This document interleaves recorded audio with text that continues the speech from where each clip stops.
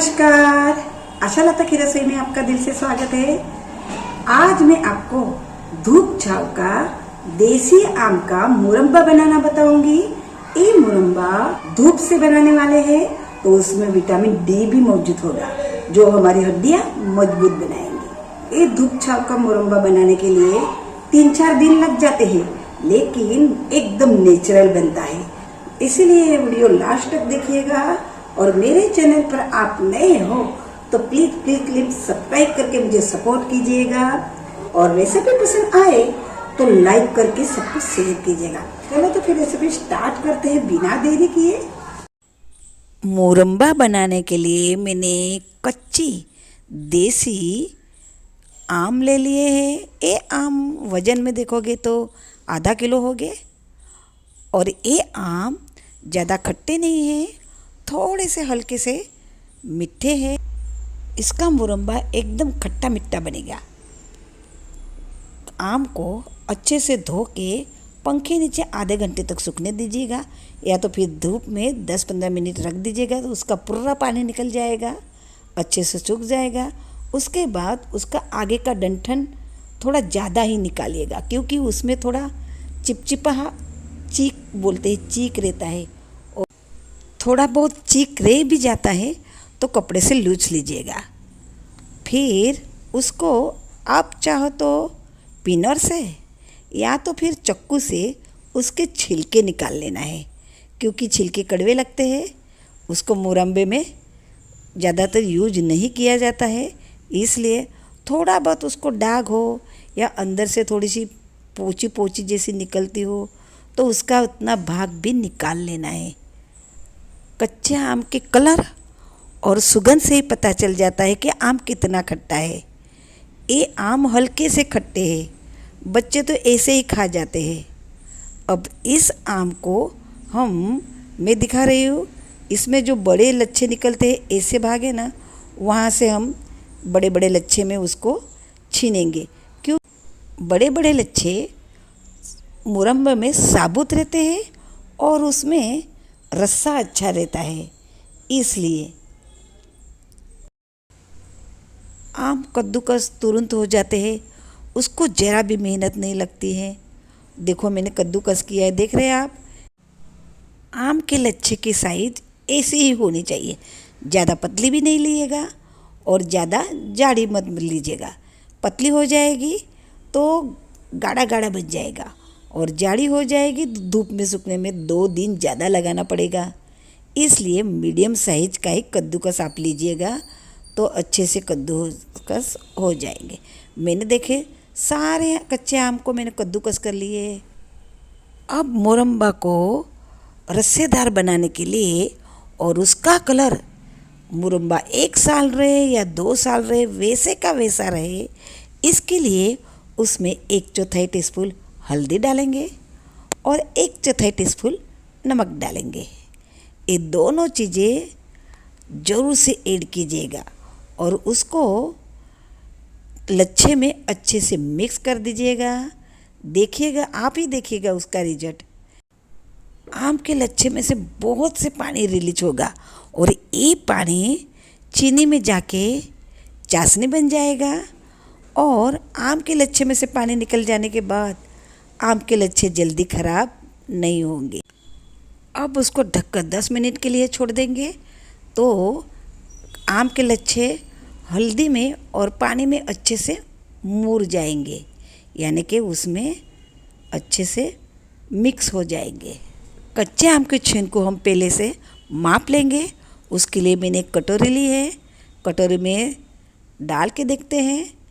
1 कटोरी और दूसरा आधा कटोरी, यानी कि 1.5 कटोरी आम के लच्छे है।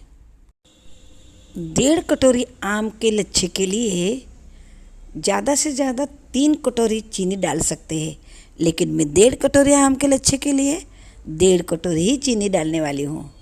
इससे भी मीठा अच्छा होगा और रस्सा भी ढेर सारा बनेगा, आप देख लीजिएगा। अब 1.5 कटोरी चीनी मैंने डाली है और उसको अच्छे से मिक्स कर लेंगे। धूप में रखने से पहले उसमें जो चीनी हमने डाली है साबुत, वो मेल्ट हो जाएगी, तब तक उसको ढक के घर में ही रखना है। नहीं तो हम धूप में रख देंगे ना तो चीनी पिघलेगी नहीं, साबुत की साबुत ही रहेगी। इसलिए उसको कम से कम 3 घंटे तक घर में रखिएगा। उसका अंदर की चीनी सब पिघल जाएगी। उसके बाद ही उसको बाहर रखना है धूप में।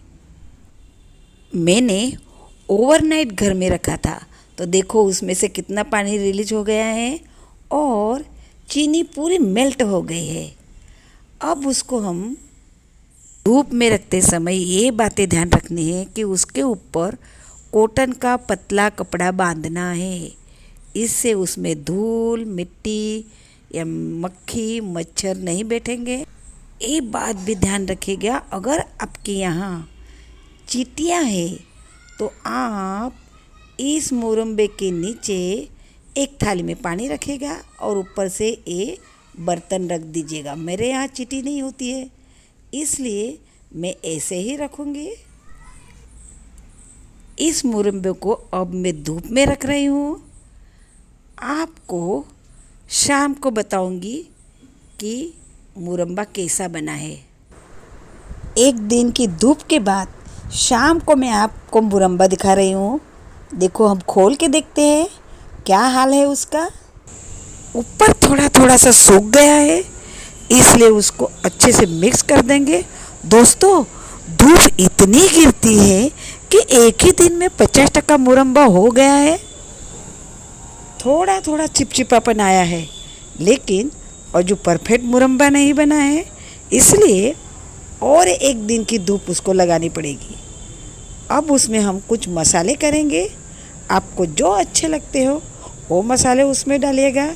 मैं तो थोड़े खरे मसाले डालती हूँ। मोरम्बे में 5-6 लौंग, 2 दालचीनी के टुकड़े और 2 से 3 इलायची मैंने उसके बीज निकाल के डाले हैं। ऐसे खरे मसाले डालने से एक दिन की धूप में उसका सारा स्वाद उसमें मोरम्बे में आ जाएगा और हमें पसंद नहीं है तो हम उसको निकाल के फेंक सकते हैं। लेकिन अक्खे डालने से मोरम्बे की सेल्फ लाइफ भी बढ़ जाती है और मोरम्बे में स्वाद भी आ जाता है और उसका कलर तो एकदम परफेक्ट है। फिर भी थोड़ा सा तीखापन लाने के लिए मैं उसमें लाल मिर्च डाल रही हूँ। आप चाहो तो येलो कलर का ही रख सकते हो। मैंने ये मोरम्बे को थोड़ा तीखा, थोड़ा खट्टा, थोड़ा मीठा, ऐसा चटपटा फ्लेवर दिया है। मोरम्बे को और एक दिन की धूप दिखानी पड़ेगी। एक दिन की धूप दिखाने के बाद मैं आपको मोरम्बा कैसा बना है वो दिखाऊंगी। दूसरे दिन के धूप के बाद मोरम्बा कैसा बना है वो देखते हैं। वाव, एकदम परफेक्ट बना है, एकदम जूसी जूसी और एकदम परफेक्ट कलर आया है। मोरम्बा बन गया है, उसकी पहचान हम अब करते हैं। देखो उसमें से आधा तार निकल रहा है, बस उतना ही उसको हमें धूप में रखना है। 1 तार या 2 तार की चाशनी हमें उसमें नहीं बनानी है। साल भर हम स्टोर करेंगे ना तो सूखा सूखा हो जाएगा।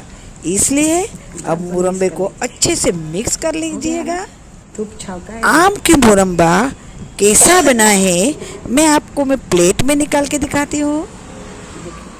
मोरम्बे को धूप में बनाने से उसमें विटामिन डी आ जाता है जो हमें किसी में से भी मिलता नहीं है, सिर्फ धूप से मिलता है। इसीलिए मोरम्बे को हमेशा धूप छांव में बनाना चाहिए। धूप छांव में बनाने के लिए थोड़ी देरी लगती है लेकिन एकदम नेचुरल और परफेक्ट बनता है। मेरे प्यारे दोस्तों, मैं आपको फिर से रिक्वेस्ट कर रही हूँ, मेरे चैनल को अब तक आपने सब्सक्राइब नहीं किया हो तो सब्सक्राइब कर दीजिएगा प्लीज़। आपको सब्सक्राइब करने में 2 सेकंड भी नहीं लगेंगे लेकिन मेरा हौसला बढ़ता है। ये मोरम्बा आप जैम की तरह ब्रेड को लगा के भी खा सकते हो, खाते समय एक मीठी चटनी तरीके के भी खा सकते हो। और इस मोरम्बे को आप गर्मी में रोटी सब्जी खाने का मन नहीं करता हो तो ये रोटी के साथ ये मोरम्बा बहुत ही अच्छा लगता है। इतना ही नहीं, बच्चों को टिफ़िन में भी दे सकते हो और सबसे खास बात तो ये है, ये मुरब्बा बिना फ्रिज और फ्रीजर के सिर्फ किचन पे ही साल 2 साल ख़राब नहीं होता। बहुत ही यूजफुल ये रेसिपी है, इसीलिए ये रेसिपी सबको शेयर कीजिएगा। और अब तक सब्सक्राइब और लाइक नहीं किया हो तो जल्दी से कर दीजिएगा। अगली नई रेसिपी में मुलाकात होगी, तब तक के लिए खाते रहिए, एंजॉय करते रहिए, हेल्थ बनाते जाइए। जय श्री कृष्ण।